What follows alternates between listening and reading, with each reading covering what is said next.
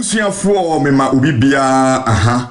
eba Oheneba Media so ewo Facebook live and YouTube channel no so ye Oheneba Media obeko Facebook na wa subscribe to Oheneba Media na wako YouTube nso na subscribe beba na wa click on subscribe na so adoma ne beba na wa click wa adoma no so na wetimi subscribe na beka Oheneba family ne home Facebook no nso ya Oheneba Media ehode okwa ube follow page na amaye na abusuafo ye ba be bonko mosesi a na nansan ebeto dwa se ye Bishop Daniel Obinim eye ne yere Florence Obinim oja na wade ema ehon sensem giri se etiefo nyina muhunu ensem ni bititi ensem ni bebre ya no akiri no Oheneba Media maame no yenya information from the Facebook ni YouTube handles ho a the video ba bontia wo sena sem nyina oba ne tofa e de awura video nim amia so ate se onu de onya aware ne enyan aware ichina na ebro Oheneba Media me de sa video ne ba bontia no amanfo bebre na ye video na omo keka bi kire ya maame Florence Obinim ene bi atutu bi amane papa enya asanketo akra na finally maame no ebe kasa from the residence Spain bebia Bishop Obinim watofia amano no oba be kasa fi ho live na afi asampote ya opesa Ghana for etie no or the atudwa afi wo say oba respond to also some of the allegations bia amount for allege afi after obekasa I say ana odi video ba bontene a na wo say old video de na nso yi ni nsem nyina no say wo nyan ni kun Daniel Bishop Obinim no nso amount for bia be yi audios akikan sem be bre afa ne ho a ogiri say ebreduru say afi de ese so no aba bontene na obeyi sanse ni nyina no kire Ghana for ma specifically enkrofo bi omo boli dini kika nsem biti ano no oba bontene odi nyina ba nti yabekọ Bishop Obinim na yere ya maame Florence Obinim ho e was Spain na live ensamo peso yi anu nyina ne ensamo aba yewura Canada Japan ensem nyina no finally ya maame no be yi ni nyina no na yehunu ensem bi obeka afa sa nkomo yi ne ensamo a asisie ni nyina nti mesra say afa no join me a obe share video no invite amanfo abem say ya ne ya maame Florence Obinim na kache anana so ye video live na ensem nyina no wayi anu akire Oheneba Media ama yenso yehunu de maame no opese Ghana fo nyina eti ase ene ne nsem no ba bi opese ekokoduru obegya ni kun onya ni kun side check ehon sensem e ba video a yeso no oba dam pa e be madam paso ni nyina no esase maame otimi kasa fa won so any opportunity na one Oheneba Media etiefo nyina edi nkomode a na wo se sanse ni nyina no ye maame Florence Obinim ofasa akwanya no ho na oyi ni nyina no nti quickly moma yenko na yenko Spain na yane ya maame Florence Obinim ensem o waka kire no ne residence e was Spain on fere nyina entu animu na Ghana fo nyina yentie bi na wokoduru ba bi na obi ka wo hunu de maame no opese oka so Obinim no a ya maame Florence Obinim one honorable ni kunu ye Bishop Obinim and that so quickly moma yenko Spain na yenko bonkobo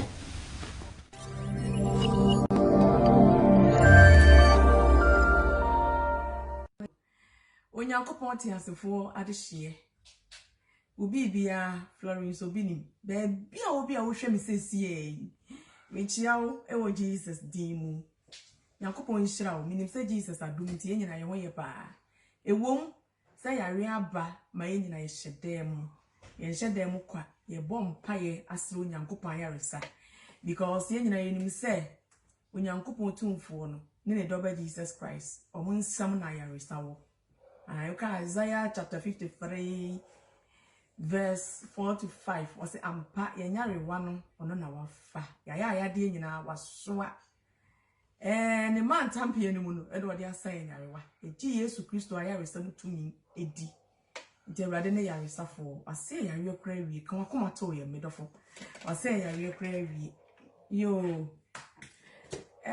me pa cho bebre e kire nsem bi ani su kakra bi na me de akire wo na mama wo hu Awurade no kre mi gina Yesu din mu na me kasa no se nsem bebre bi abesene twetwetwem enche ebi kura da so e trend ewo social media. Edi ensam na meka ho asem yi. Ye nyina ya papa kene Japan. Ene me ankasa, me dofo, me husband, Bishop Obinim. Ai, eno na meka. Nanka me nka bi. Enanka me mpese meka bi. Na emum atro bi na da bi abefrem afa me ho. Atro na da no kura be fam fa me ho no. Eno kwa na mese me nka bi. Na di enti ema me ka bi no eniye. Mepa mo chawo. Enipa bi ahase e frefre me. Ebi kura frem na omusu. What? Asem omo kan nyina ne say my filing divorce paper. Me nyesa. Nyankopon ade hempa cho me nyesa. Madofo me nyesa. Eye enkrofo bi anase nipa bi ena di me din etwa atro. Ena woman kasa filing omu divorce paper. Ede abehye no se me say. Say raditi ase na me krati ase. Me nka asa.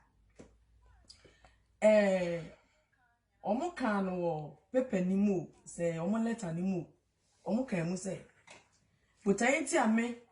Florence misi mi jai Angel Obinim no. Ene say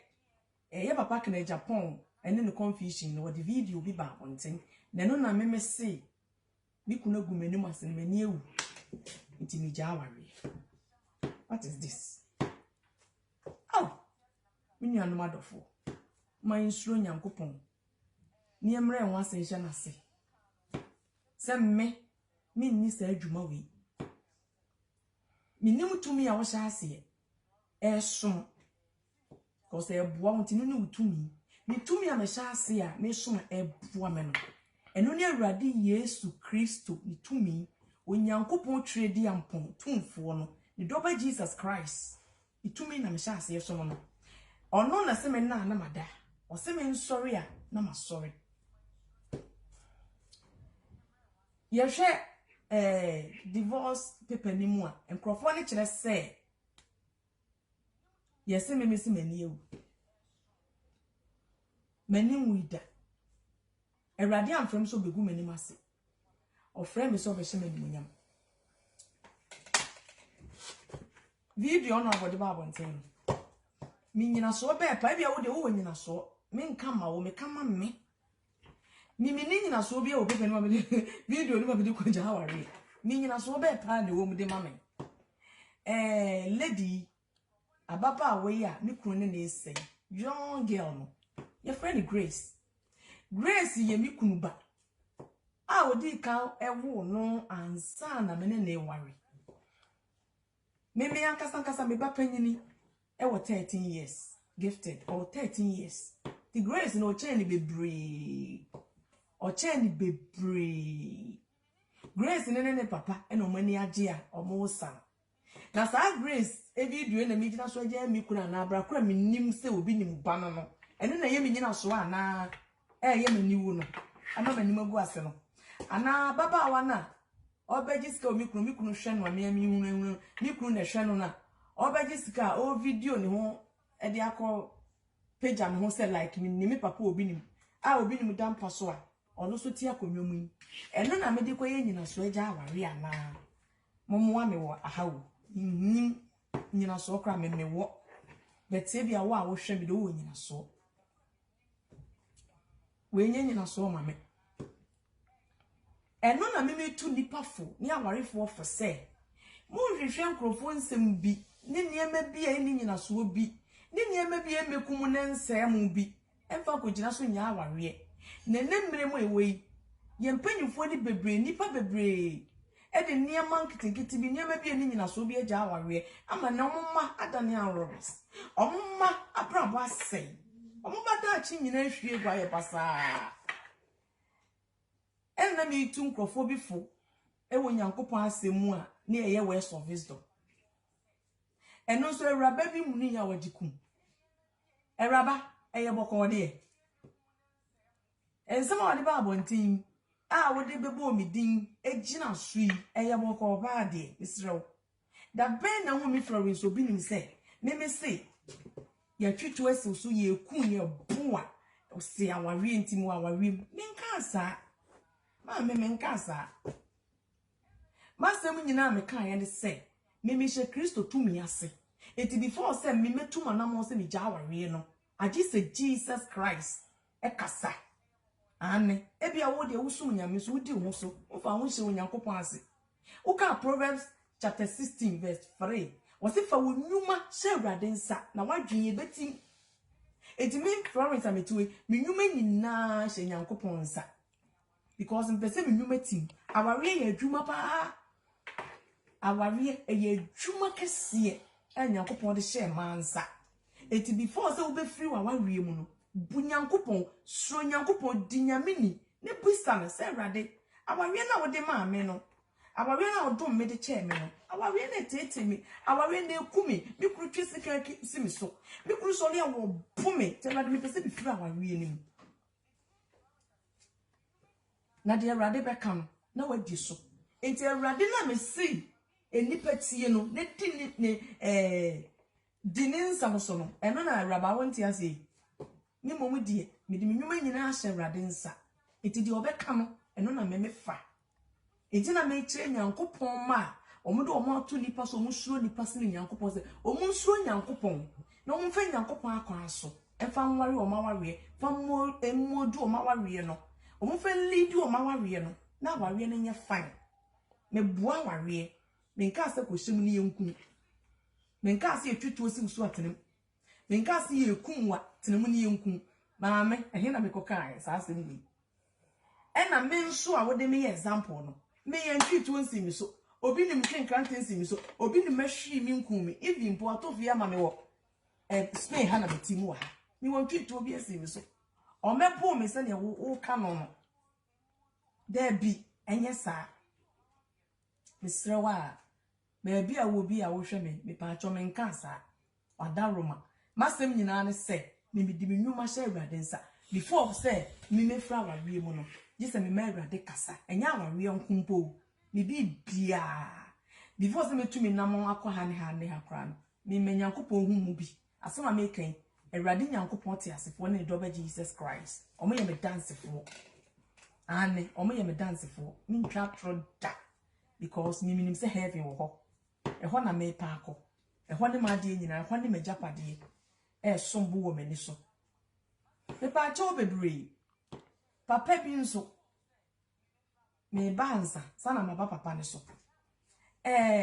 ade a na mugina so se me fanya aware no me enye nyina so ma me empo se me fra aware mu a age se me busa Awurade nyankopon wanza ebi awo aware nya me nimu bi ma aware nyankopon nimu bi Bible say Awurade nyankopon ebusa Adam say Adam na wo ye me sa aduaba me ka se me ndi bi wakodi wonim di Adam kan wo say Awurade oba no a wode ne ma me no enti me beja aware a me mebisa say Awurade be ma na wode ne ma me no me pese me jai because me hu amani wa me wu na Awurade ama me advice say ampa jai ana me nyai sa pepepe ena na meka me mini choice o ma wa jai ho me Awurade nyankopon ena chekere me makwan wona hunu makwan mu wona chemba bia memfa ebia wo de wo choice e wo nwuma ho me nwuma bie mu ni ma wa wie mu o me bi bie mu me wi asase tena mu ene ma bia mini choice me bu Awurade msure Awurade nyankopon na chekere me makwan uka Proverbs chapter 16 verse 9 wasi onipa akoma na wo bedwene wakwan ho na wanama obetutu se meja aware wanama obetutu se bekoye adwuma we de wasi Awurade nyankopon de betutu na nama oma no uka Proverbs chapter 20 verse 24 wasi onyankopon ti asefo ene anam otutufo na onipa de obeye den kro na ohun wakwan mu den no wo za aware mi je de mi ko wowom e de me ma ko se yemu obede no se adwuma bi mi sika ekohyemu yi ebeboa me ananse emmoa me ose untimi hunu wakwan mu gise Awurade me de mahia nyankopon asem ti mehu se nyankopon de tutu nipa na mo ma no ti me de manamo nyina hye Awurade mu ti mewura ba a wuti ba bi a wo ka se wo de wutumi gya aware bra wo pe bia no wo nya me de ni so Awurade me ni kwa ya me fa so eye me nyuma se sie so obi ni mu kumi a me ntra wo me kwa Awurade wa bisa no Say Rade, Minya no ana. The Rade Becana and my family sure Rade me sure me kunu ko jo bini. Baby, sure Rade, but me bumi kunu bini. The atosun Assembly manage ye. Honorable video, the buyer was me in so in our read. Oh, my dream, you and your 14 years power. Last time I share your papa Kennedy. Your papa Kennedy Japan. Ni interview be. On one to send mutum. Was our woman, Maku, 19.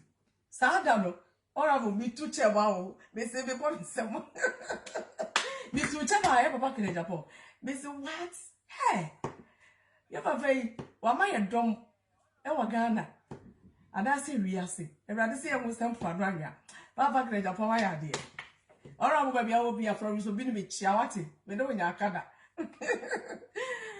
A hot enemy sign a book in Japan, yere abaso. Set the beer in Japan, yere. My meaning Nimunyansa, or you name before, because 7 yeah, papa Kennedy Japan. Ne mana wane ma different wo mo akoka ne mana wan 19 no akaba akopɛ na abo ano 20 no sa me kwa me so no abo de abo ano kwa ntimi nkire say do 20 oh but my red date na be de hwe we no nipa ne bebre hwe bi o nyina be di madanse my red date no say achaka kra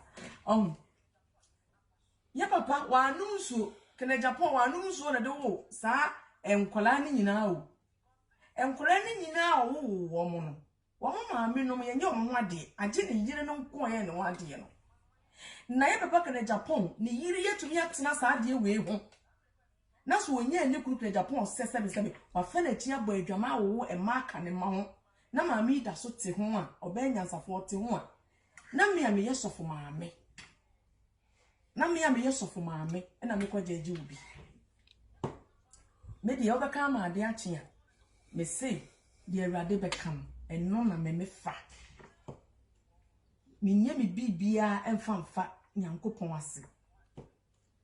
me di me nyuma nyina hye Rade nyankopon nsa so asa me so nipa ntumi nye bibi ji so nyankopon de free so de manansa ane me pa cho bebre man bi wo say wo kasai wo social media wo say Kings Brothers wo say hin Second brothers ai o ka asem bi twa turo bi ye me ya say betenya me ya o ka Matthew chapter 5 verse 10 11 12 o se enhira ne mo se ni din ti ye di atro ka asem boni mu bi atomo so o se mo mama ne nyina mo nsepe mo no makatua eso osoro o twa atro to me so say me Florence Obini ye be ma foforo bi e na ye de ne paper mato ne pepa e di aware mi ato me ne me maso na me ya wo beba Spain ha aba be chime ni a police for Spain police for papa sada be frame sa wo ba no mi akasa me de me ho be ko police for akofa Spain police for na me ni nyina akoye sa hwehwe mu no se e ko hwehwe mu na ye no kura mi kuro bi ni me kan so me che uzika mi akasa Florence Obini ma me kasa ya wo hwe mi me che 1 billion se wo ba na se wo ba na sa oba na sa sam na wo ka se be foforo bi ni awale me tu be ma ya kohwehwe me ba ni moja se ye ba ni moja blood test no se ye enye be ma na ye de ne pepa ato me so no moja a be me ya cheme ade na wo twa trosa papa ade na nipa nka no kure wiase because of viewers a wo pe followers a wo pe e dia pesika hu botom nti papa sha tro kese wo twa to so aden enti mu hwe yale kese abewiase enti mu se nanipa wu ntem papa aden edi ne wiase ya gie asika enti timi twa atoto ye nua so sa na okura sabi so atana brochi enti unim de ne nyansa sa brochi so everybody hira wo na to abrochi fie a abaye ne ma wo pepa ana wunim ana wunim papa meniti ye sabi na me mpem ho asem o me bre me ho asije nyankopon tumi ase o because Erade na ehira me Erade nyankopon hira na mama ye odefo enye obre adwuma nyankopon ehira me pa o nyankopon we hira me o me mfa be ma bi din metu me din so da onye me sa o twantra to Nyankopon so papa me tie Nyankopon hira me o me ka hye Kristo animunyam enya ma ho de nya me nyansa ansa na ebe ka asem no umi ehwehwe mu yeni hu se ye no kra ansa na yaka enne kontompo ato no kre adan na se ba ne sa a wo se meti Zalaguza no ebe se ufiri akra akra Kumasi awatere Kumasi me nko wo mpo da me baba me meti Barcelona kromo Erade shira me pa meti Barcelona kromo me meti Zalaguza eti da be ready se wo ba no me kire wo kwan na bia metie no meti we hospitalet kubi akasa me be kromo ha me di katna me ba Spain kromo ha me di katna ba bia fre ho Sabadell wana metena ye mi free Sabadell na mi kuru beto ofie ma hospitalet ha efra kubi akasa ha me ne me ma ha na ete ti mi kire o me kira kwan me de my dress ebeja be bia o from so bi no so hwe me abenya me de my dress ebeja bra na me no nko Spain police for ni akọ hwehwe sa de na wo kanimu I am ready chen me na me se me so but my dofo no ene nkrofo bi efremi sun se meja wawe me pa obi na di mi din akọ file divorce paper enye me ni mo hwe me pa bocho me sere bi obi kura afra no osu adai me pa cho munti ena mama betwa sa video we si abeja mo beja me frɛ mo beja me haw me nkɔ file divorce paper bia enkrofo bi na ehu se Florence obi nim se be Awurade ahyira me wa ma me din eti so omo di me din twa atro eye divorce paper se me ja aware a obenye viewers no manya followers viewers are now followers enti no ma hye da twa sa atro no me nya sa me nya aware me pa mo chewo bebre me sere mo me de manu si ya na mato nyom ba akopɛ bi ama ote mwafu Yesu Kristo reba obefane ma ote mwafu Yesu Kristo reba abuziafo me mamu nyina mo akwa ababiem media ne Oheneba Agyeyi ne Maako Oheneba Media ena ye switch to ya maame Florence obi nim ho e Spain na yekobo nkoma kakra busa no ensem a ye kafa ne ho se wagyae ne kunu amanfo social media teni ayedie ne nyina ya the interview we besia we exclusive ena nwumre ebo Ghana time 6 o'clock wa Europe 8 o'clock UK 8 o'clock Oheneba Media be sa atena sana ye maame no ye was specific questions here ye besa busama odi nchirimu nyina abreye nti anwumre hia ye mo pesa mo hwe ye wo YouTube no so YouTube channel no ye Oheneba Media oko YouTube obo Oheneba Media na wemia subscribe adomane beba no akeke so ama isisi a anwumre ba live wa no hu ye signal no wetimi ahwe dwumadi ni bi anwumre ebe ye brutal meda mo nyina mo ase se nkobo kakra e boy ye wetimi ati mu ase na anwumre de all the questions wetimi abusa de akire wadwene bia no onso wetimi asene message na yetimi ayi wo ni nyina ano meda mo nyina mo ase media ne Oheneba Agyeyi ne Maako makramo anwumre